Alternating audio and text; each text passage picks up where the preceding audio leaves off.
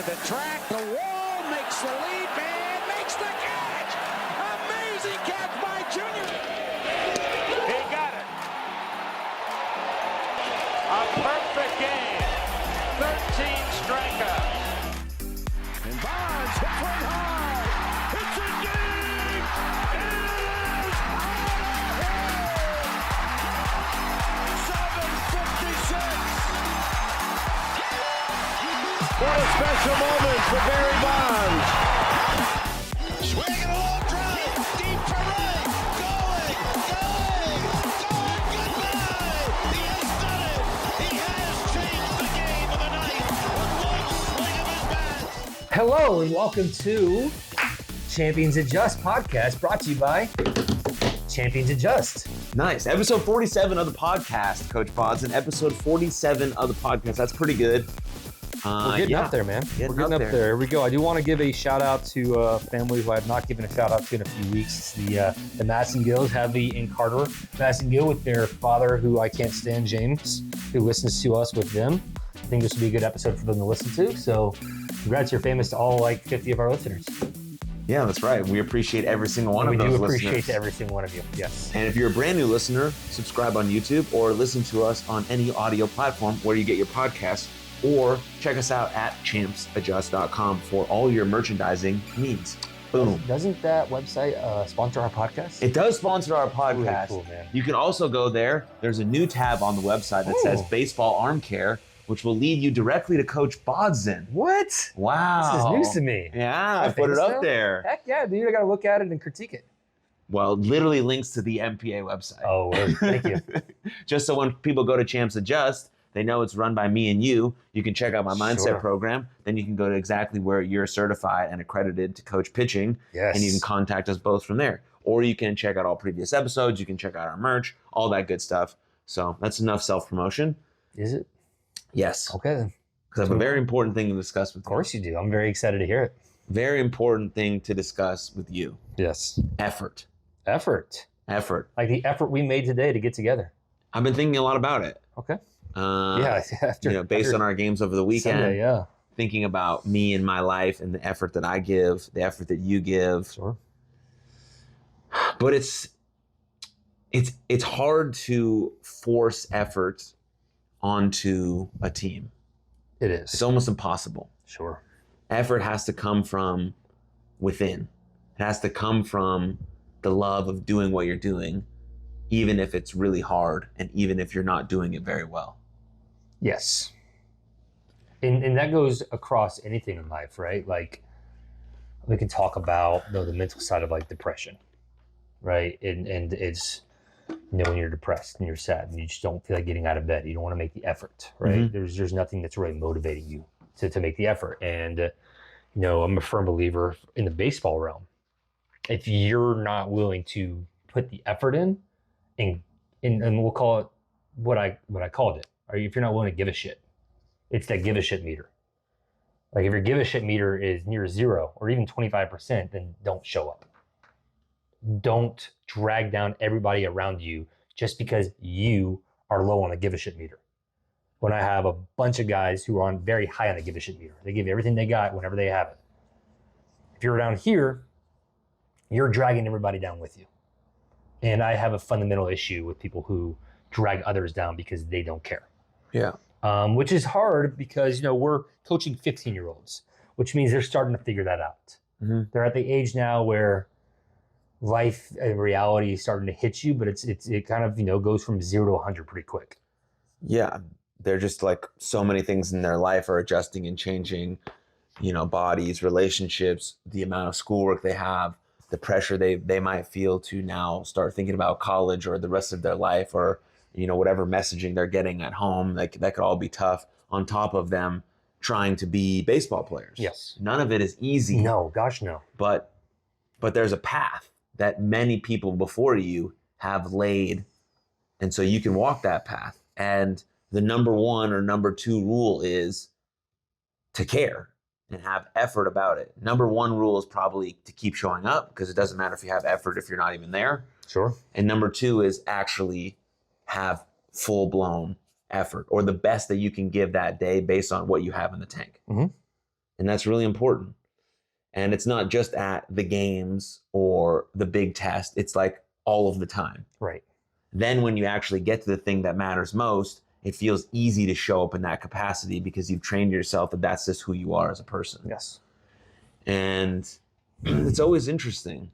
Like I always watch these games, you know, it's happened over the last 3 or 4 years as we've been coaching. You just have those games where just like it just looks like your team doesn't care. Yes. And I always think back to myself and I'm like, did I do that as a player also? Because right now I can't, as an adult watching them have the privilege of playing baseball. Caring. Yes. I can't, like I'm sitting there I'll give you my thought process. We were in the second to last inning and I'm third base coach, right? So I'm across from you and the team. Mm-hmm. And I hear everybody saying, hey, get up, get up, get up, get up, get up. And then the 2 kids did not get up. And so they started calling out by name, saying, stand up. And those 2 kids are like, no, I'm not going to stand up. And I just, like a shot of anger went through me. And I was like, are you kidding me? Like, how little can you care about your teammates? That you're being called out by name to stand up and support your teammates. You're like, no, I'm good. That's cool. It doesn't matter. Like, yeah. So interesting. Yeah, like cool. Like it doesn't matter to me. Like I don't really care about this enough to do that. And to even stand up. And I'm thinking like, I try to put myself in their shoes right at that point. I was like, you know, listen, like calm down. Like if I were in their shoes, maybe I'm embarrassed and I'm so embarrassed that I'm not going to do what you say because I'm just going to stand my ground because it'll help me not feel embarrassed. And maybe, but that's not the right reaction as we know as adults to that. And we addressed that in our post-game talks. We each address, you know, it's not okay to be a bad teammate. It's not okay to not give everything that you have to your teammates because ultimately it's out of self-respect for yourself, respect for your brothers on the field, and respect for your family.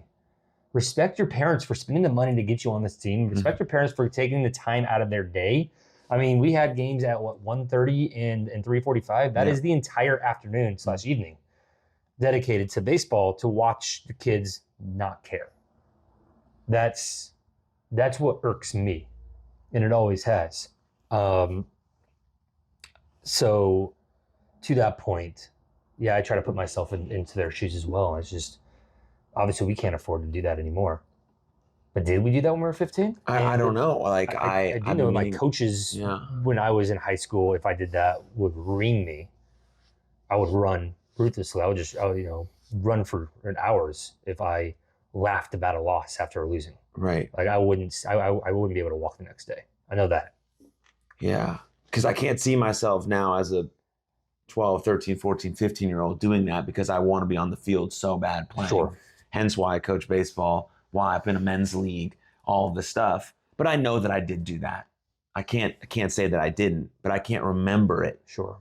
Because there's so many just games. And I know that once I got to a certain point in my career, probably like my junior year of high school, it was all seriousness. Yes. Like it was all serious. Absolutely. And nothing was going to happen in my life if I didn't go 100% when I was on the baseball field. Because up to that point, I wasn't very good. Sure. So I had to do that. But then it became like, oh, like I love baseball. But it was already a love at that point. That's why I wanted to work so hard. But I don't know. So I try to put myself in their shoes. I try to think about what they might be going through, how they see this perspective. Oh, they haven't played much in the last 3 hours because it's a doubleheader. So maybe they're just sort of sick of it. They're pouting a little bit. They haven't really learned to have that emotional stamina or that emotional control, which is something that we're going to try and teach them as well. You know, how to stay locked into the game, but also refocusing, conserving your energy in case you have to go in the game, but still being engaged with your teammates. Like all of these things are very hard. And baseball itself, if you look from just a viewer's point, doesn't look like a very taxing game. Right. But it's like mentally exhausting. So draining. Well, that's why, so draining. And I've said this on several occasions that double headers are really tough. Really tough. And it's always that second game that's the toughest. It is so tough to stay focused 4 hours straight. But that's all I'm asking is 4 hours for a weekend.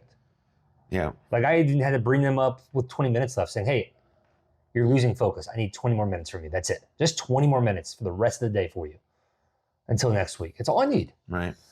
It is really difficult to stay locked in for an entire baseball game and then asking anybody to do that.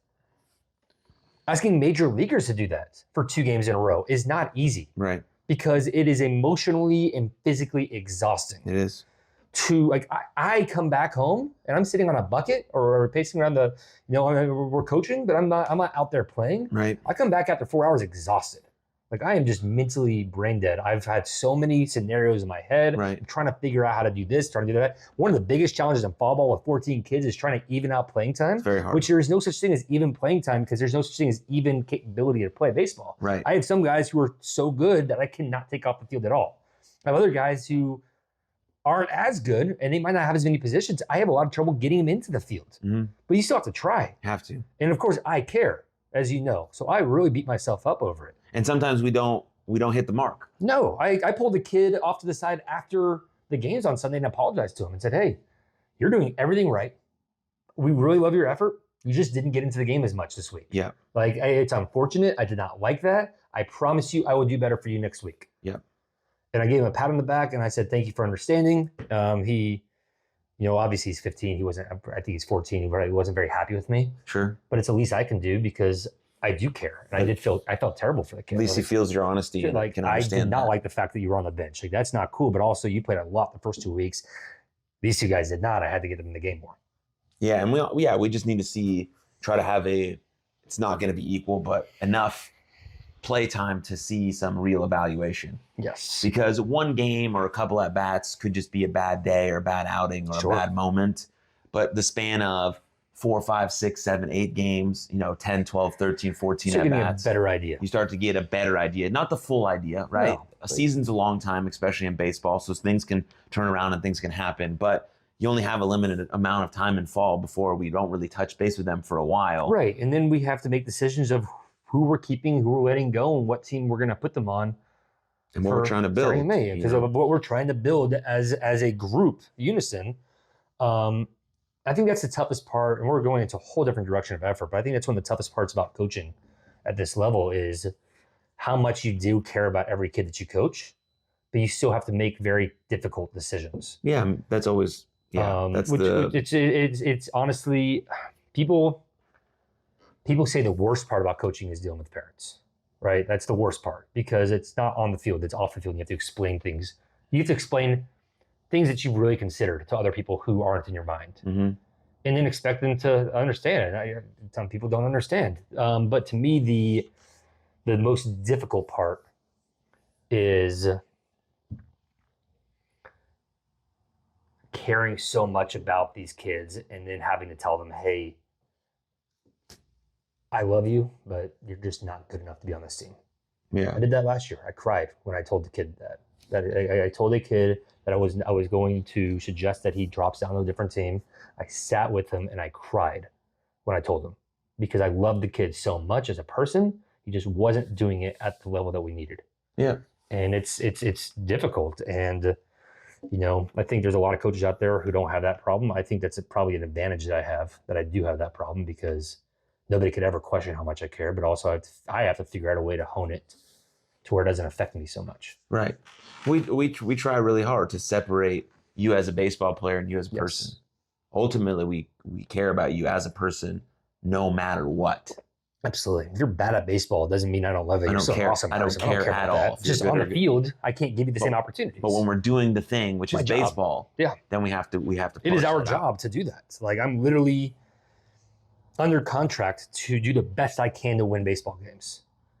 And if you're going to come out as much as I care about you as a person and not care and not put in effort, I can't put you on the field. Right. And we were in Hoover last year. We know the talent level. Oh my gosh, it's incredible. Like there is a lot of really good baseball players, and majority of people who play have the capacity to do that. It does take an intrinsic level of skill and talent, but it also just takes an insurmountable amount of effort. Yes. Which is what these kids are putting in, which is what we expect from the kids who join our team or on our team, or who are going to be able to have the ability to play with us in the summertime. Right. And so all of that is extremely important. And then, being a good teammate. Yes. Being a good teammate. Which comes with effort. Right? I don't believe in sort of these life hacks, but if there were hacks that do exist to create a better life, it is kindness and respect. Kindness and respect towards others is what is it? It's free to be polite. It's like the cornerstone of anything. Right. And relationships are what build the world. Relationships are what build great teams. You can tell that by that at any elite level. Yes. MLB, NBA, MLB. Why do the teams that win? It's not because they have a more talented roster. No. Maybe they have one or two guys that are just better than everyone Sure. else. That's rarely the case. Helps. Everyone is elite at that level. And look at But they have a culture of a relationships Sure. that they care about the guy they're playing with. They trust them. They build them. They have a rapport with them. It's all those things. And that's what builds great teams.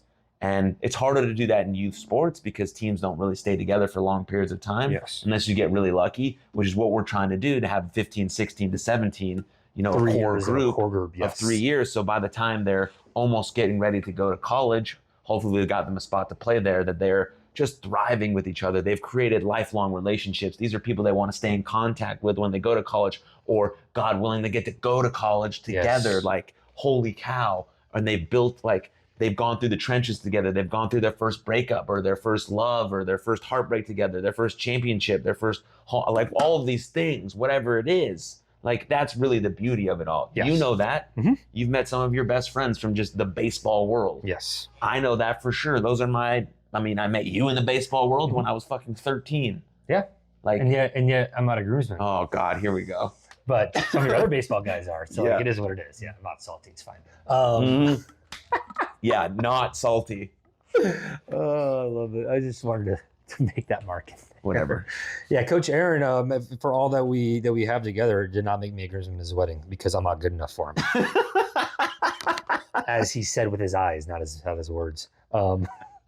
So it's fine. Oh, I'm not, it's all right.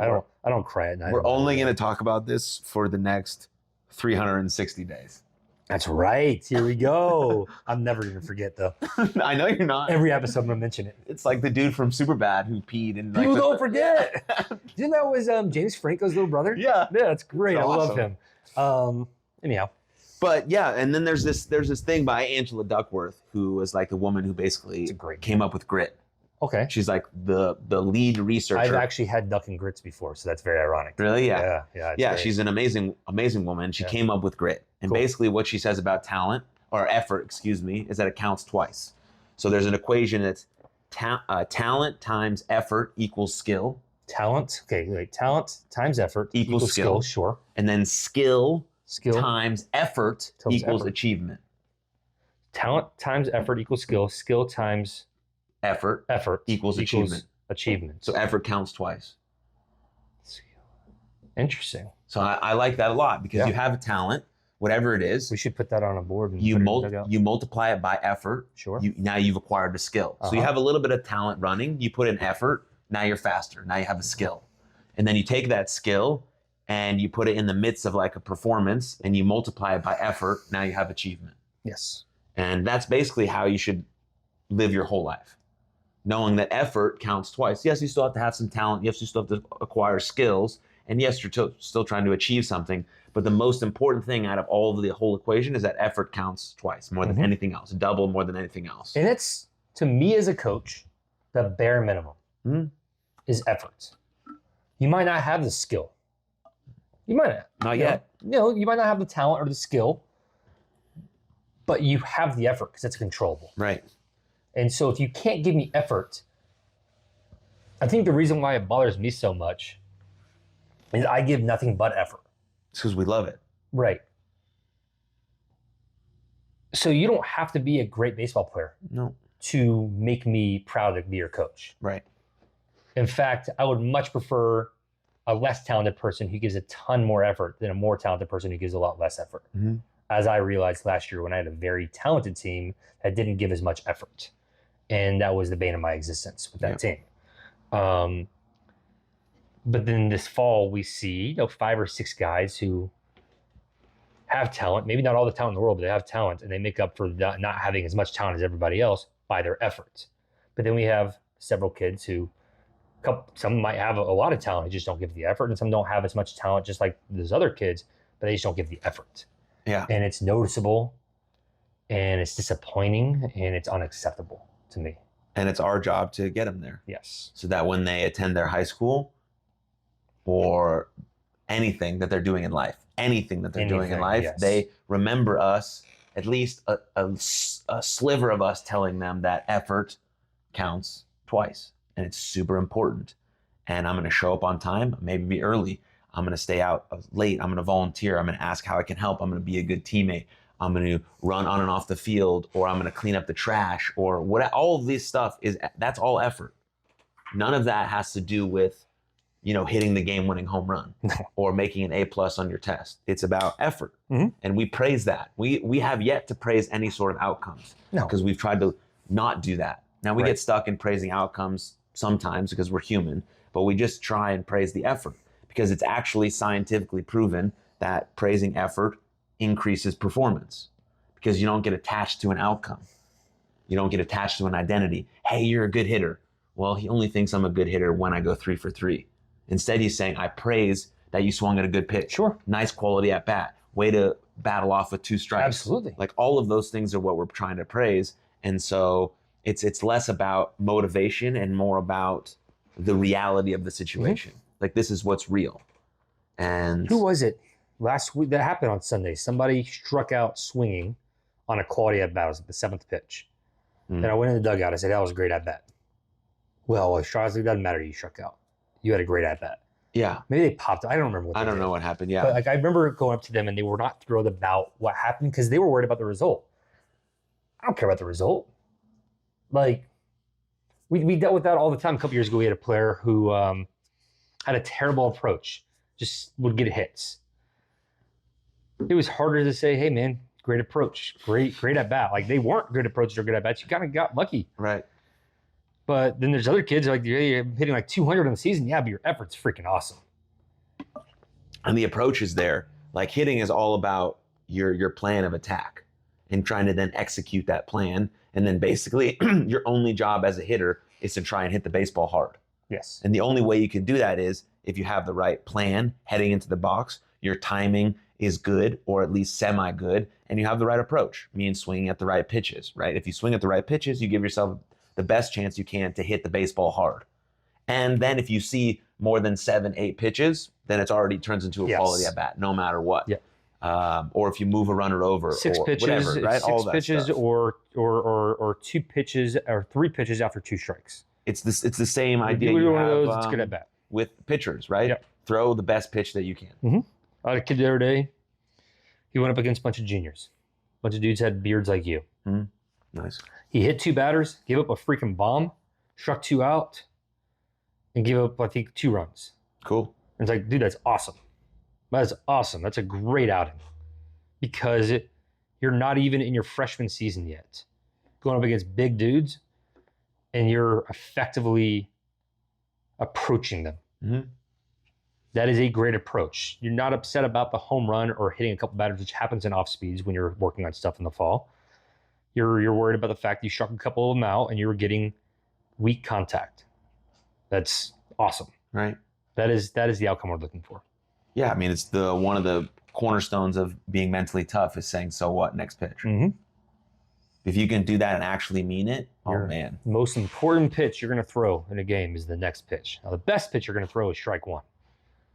But the most important pitch is the next pitch, every single pitch. Swinging a ball over your head, so what, next pitch. What? Yep. It's the end of the at-bat. Okay, what can you do on defense? What can you do as a teammate? What can you do your next at-bat? How can you make an adjustment? Like all of this stuff is there for you, and it's cool. Yes. It's cool. That's why I like playing in the men's league. Sure. You know, I get to see it. When I does that also start get to back up? see grown men throw their helmets. When does that start back up? We're playing tonight. Oh, you are? Yeah. Is this your first game? No. We've been playing it for a few weeks. Fall is 2 games a week, so but I wasn't Defending champs? defending champs. But we're in the we are the defending champs in the over 30 league. Okay. In the fall we played over 18. Oh, So there's a few better teams. Okay, yeah, that's a little bit tougher. Yeah, but I like it. Some guys throw a little harder, so it's cool. That's fun. How are you doing? I think I've only played 2 games. How are you hitting? I think I just 1 hit in each game, 1 for 3, 1 for 3. Home run? No, a couple doubles. Dude, that's awful. I'm a doubles guy. I hit 900 last season or something. You're wild. hitting 333 right now, Yeah. and you have no home runs. So I'm very disappointed in you. Okay, well, I'll see if I can get it done tonight. Thank you. Appreciate it. But that leads me into the perfect thing, which is what happened with the Cubs last night. Okay. Regardless of whether you're listening to this on a Saturday, probably, so it happened a couple days previous, but it doesn't matter. Cubs are playing in a baseball game. One of their star players goes for a fly ball. There's a little miscommunication, and he basically just misses the baseball. Lost the game. Doesn't even hit his glove. They were up by 1 in the bottom of the 8th. This put them down by 1 in the bottom of the 8th, and what is being seen as must-win games for them right now. The Cubs are in it. They're in it. They have to win these baseball games. They're half game up in the wild card right now. And he just drops the ball. Not even drops it, just totally whiffs it. Mm-hmm. Completely whiffs it. And called off, dropped over his glove. And I bring that up for a couple things. One, just goes to show you that the best players in the world make mistakes. Yes. So what we're trying to do at practice and at games is not make you perfect. It's just get you a little bit better so that when those mistakes do happen, you can bounce back quickly and you know why you did the thing that you did. It's clearly when he goes to catch the ball, he takes his eyes off the baseball, looks at the guy next to him. Who's going back behind him. Who's going back behind him, loses focus, doesn't move the glove a half an inch, ball's down. Yes. It's not lack of skill. It wasn't lack of effort. It was simply a second, a fraction of a second where he took his eyes off of the baseball. Happens. That is the number one thing that happens when people miss fly balls or when they get picked off of first base or whatever those things that happen. But major leaguers make mistakes too. So if you're a young baseball player listening to this, know that you're going to make those mistakes. You are going to miss the fly ball. You're probably going to have a ball go in between your legs. Mm-hmm. You're probably going to strike out with the bases loaded to lose the game. You're probably going to give up a bomb, maybe a walk-off bomb. All of these things are going to happen. Does that make you shitty at baseball? No. It makes you someone who's in the arena playing the game. The only way that you can give up the walk-off home run is if you're actually on the mound pitching. Yes. That's awesome. You can't give up the walk-off bomb if you're like in the stands and thinking about, I should have kept going with baseball. No, you're in the arena, blood, sweat, and tears, baby. Yep. So things are going to happen. Those bad things are going to happen. And the best part about that whole thing was that the Cubs organization and players said, we have his back. We support him. Because that's what good teams do. That's why the Cubs are winning baseball games, even though they don't have the best team they've ever had. Right. They have just a bunch of guys. No one thought they were going to do anything. They thought Cardinals and Brewers were probably going to lead that division. Yep. Cardinals are playing awful all year. Brewers won the division. In baseball. But Cubs just snuck their way in, just playing good baseball. Sure. And seemed like having a culture that supports one another. After a guy misses a ball that cost them the game in the midst of them trying to make the playoffs, they're like, it's all right, we support him. Mm-hmm. We have his back. So that's about building relationships, overcoming some of those obstacles as a team. That's what's great about being part of a team. You don't really have to do anything alone, especially if you've built relationships. Baseball has its individual parts, obviously, but it's a team. Yes. It's a collective. It's linking arms. So I thought that was cool to see from him and the Cubs, and I hope they make the playoffs. I hope they don't, but I like the Cubs. We're Cardinals fans, but the Cardinals have no chance, and seeing the Cubs in there is cool. Well, if they get in, the Marlins don't, / the Reds don't. And I'd rather watch those two teams and their fan base rejoice in the Cubs. I haven't looked if the San Francisco Giants are even close anymore. They were in the wild card race. They are in the race. I don't know whether they're like the least likely, I think. But no, it would be cool to see the Reds and Marlins in there too. Yeah, it would be one of those two if the Cubs drop off. And there's a half game difference between the Marlins and the Cubs right now. And Skip Schumacher, being the rookie manager that he is over in Miami, it would be really cool to see him make playoffs his first season. Big Skip. Yeah, I do love David Ross, Andy Lopez guy actually at the University of Florida, and I love David Ross. But I also, being a baseball fan, fan of the Cardinals, I think it'd be really funny that the Cubs doubled down and didn't trade Bellinger in a resurgent year, and then lost him and what's his face, the pitcher Stroman, both in free agency after not making playoffs. That would maybe really. You think they're both going to go? Yeah. And I think it'd be really funny if they got nothing for them and missed playoffs. That's a little harsh. I know. But anyways, the Reds have a very exciting team. Marlins have Cruz, baby. So, yeah, that's cool. And then we have on the American League side, the Rangers are back in first place, which is awesome. 2.5 games, and they're pretty much guaranteed a wild card spot at this point. You have the Central was the Minnesota Twins won the race to being the least terrible team in the Central. That was great. And you have the East, man. You have the historic start by the Rays, that got them to clinch the wild card, because that's how good the Baltimore Orioles have been all season. I don't think the Orioles are going to do much in the playoffs because I don't think they have the pitching for it. They've been a fun team who've won a lot of games. Team. Yeah. The Diamondbacks are a really good team out of the NL West that they're hanging on to a wild card spot right now. Hanging on. Yeah. The Dodgers are good again.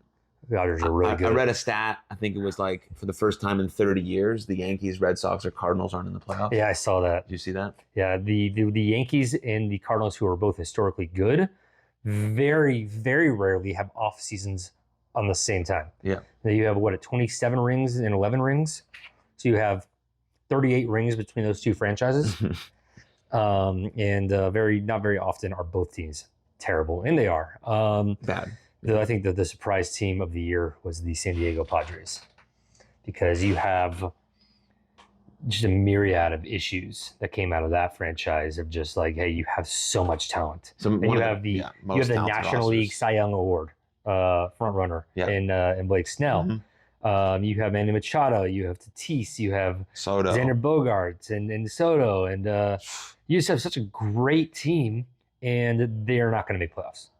Like I said, considered one of the biggest failures in baseball. They just haven't created a culture of winning. Exactly. Neither have the New York Mets. They don't know how to do it. Right.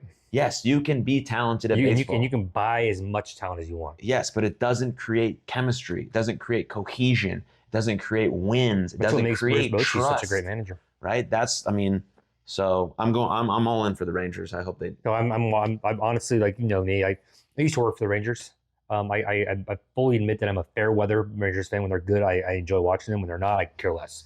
But I find myself checking box scores every night to see if they're like, I was asleep, so I woke up this morning. Like, when they play the Angels. But so did it's funny because the Astros are also West Coast, so both of them are playing like their games start like 8:45. So I'm way asleep by the time those games are over. Yeah, and end the season with the Mariners at Seattle, so those are going to be late too. Yes, and that'll decide the season, who's going to get in, who's going to get out. Because if the Mariners sweep that, the Mariners are a half game behind the Astros right now for the wild card spot. So that'll be very interesting, and we'll do our very popular postseason episodes probably starting next week once that gets rolling. Yeah. But yeah, Bods, anything else? No, I think this was a good episode. We talked a little bit more than usual. What time we got?